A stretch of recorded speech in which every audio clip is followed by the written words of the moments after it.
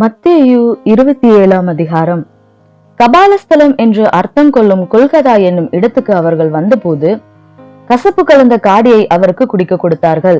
அவர் அதை ருசி பார்த்து குடிக்க மனதில்லாதிருந்தார். அவரை சிலுவையில் அறைந்த பின்பு அவர்கள் சீட்டு போட்டு அவருடைய வஸ்திரங்களை பங்கிட்டு கொண்டார்கள். என் வஸ்திரங்களை தங்களுக்குள்ளே பங்கிட்டு என் உடையின் பேரில் சீட்டு போட்டார்கள் என்று தீர்க்கதரிசியால் உரைக்கப்பட்டது நிறைவேறும்படி இப்படி நடந்தது. அவர்கள் அங்கே உட்கார்ந்து அவரை காவல் காத்து கொண்டிருந்தார்கள். அன்றியும் அவர் அடைந்த ஆக்கினையின் முகாந்திரத்தை காண்பிக்கும் பொருட்டு இவன் யூதருடைய ராஜாவாகிய இயேசு என்று எழுதி அவர் சிரசுக்கு மேலாக வைத்தார்கள். அப்பொழுது அவருடைய வலது பக்கத்தில் ஒருவனும் அவருடைய இடது பக்கத்தில் ஒருவனுமாக 2 கள்ளர் அவரோட கூட சிலுவையில் அறையப்பட்டார்கள். அந்த வழியாய் நடந்து போகிறவர்கள் தங்கள் தலைகளை துலுக்கி, தேவாலயத்தை இடித்து 3 நாளைக்குள்ளே கட்டுகிறவனே, உன்னை நீயே ரட்சித்துக்கொள், நீ தேவனுடைய குமாரனே ஆனால் சிலுவையில் இருந்து இறங்கி வா என்று அவரை தூசித்தார்கள். அப்படியே பிரதான ஆசாரியரும் வேதபாரகரும் மூப்பரும் பரியாசம் பண்ணி, மற்றவர்களை ரட்சித்தான், தன்னைத்தான் ரட்சித்துக் கொள்ள திராணி இல்லை. இவன் இஸ்ரவேலின் ராஜாவானால் இப்பொழுது சிலுவையில் இருந்து இறங்கி வரட்டும், அப்பொழுது இவனை விசுவாசிப்போம். தன்னை தேவனுடைய குமாரன் என்று சொல்லி தேவன் மேல் நம்பிக்கையாயிருந்தானே, அவர் இவன் மேல் பிரியமாயிருந்தால் இப்பொழுது இவனை ரட்சிக்கட்டும் என்றார்கள். அவருடைய கூட சிலுவைகளில் அறையப்பட்ட கள்ளரும் அந்தபடியே அவரை நிந்தித்தார்கள். 6ஆம் மணி நேரம் முதல் 9ஆம் மணி நேரம் வரைக்கும் பூமி எங்கும் அந்தகாரம் உண்டாயிற்று. 9ஆம் மணி நேரத்தில் இயேசு ஏலி ஏலி லாமா சபக்தானி என்று மிகுந்த சத்தமிட்டு கூப்பிட்டார். அதற்கு என் தேவனே என் தேவனே ஏன் என்னை கைவிட்டீர் என்று அர்த்தமாம். அங்கே நின்றவர்களில் சிலர் அதை கேட்ட பொழுது இவன் எலியாவை கூப்பிடுகிறான் என்றார்கள். உடனே அவர்களில் ஒருவன் ஓடி கடற்காலானை எடுத்து காடியில் தோய்த்து அதை ஒரு கோலில் மாட்டி அவருக்கு குடிக்க கொடுத்தான். மற்றவர்களோ, பொறு, எலியா இவனை ரட்சிக்க வருவானோ பார்ப்போம் என்றார்கள். இயேசு மறுபடியும் மகா சத்தமாய் கூப்பிட்டு ஆவியை விட்டார். அப்பொழுது தேவாலயத்தின் திரைச்சீலை மேல் தொடங்கி கீழ் வரைக்கும் 2ஆக கிழிந்தது.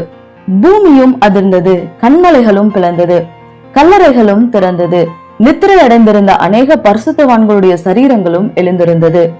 அவர் உயிர்த்தெழுந்த பின்பு அவர்கள் கல்லறைகளை விட்டு புறப்பட்டு பரிசுத்த நகரத்தில் பிரவேசித்து அநேகருக்கு காணப்பட்டார்கள். 100க்கு அதிபதியும் அவனோட கூட இயேசுவை காவல் காத்திருந்தவர்களும் பூமி அதிர்ச்சியையும் சம்பவித்த காரியங்களையும் கண்டு மிகவும் பயந்து, மெய்யாகவே இவர் தேவனுடைய குமாரன் என்றார்கள்.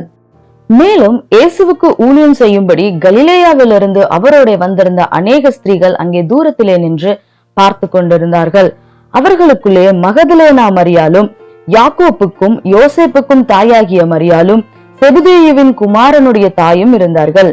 சாயங்காலமான போது இயேசுவுக்கு சீஷனும் ஐஸ்வர்யவானுமாய் இருந்த யோசேப்பு என்னும் பேர் கொண்ட அரிமத்தியா ஊரானாகிய ஒரு மனுஷன் வந்து பிலாத்துவனிடத்தில் போய் இயேசுவின் சரீரத்தை கேட்டான்.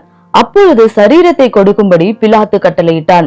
யோசேப்போ அந்த சரீரத்தை எடுத்து துய்யதான மெல்லிய துப்பட்டியிலே சுற்றி தான் கண்மலையில் வெட்டியிருந்த தன்னுடைய புதிய கல்லறையிலே அதை வைத்து கல்லறையின் வாசலில் ஒரு பெரிய கல்லை புரட்டி வைத்து போனான்.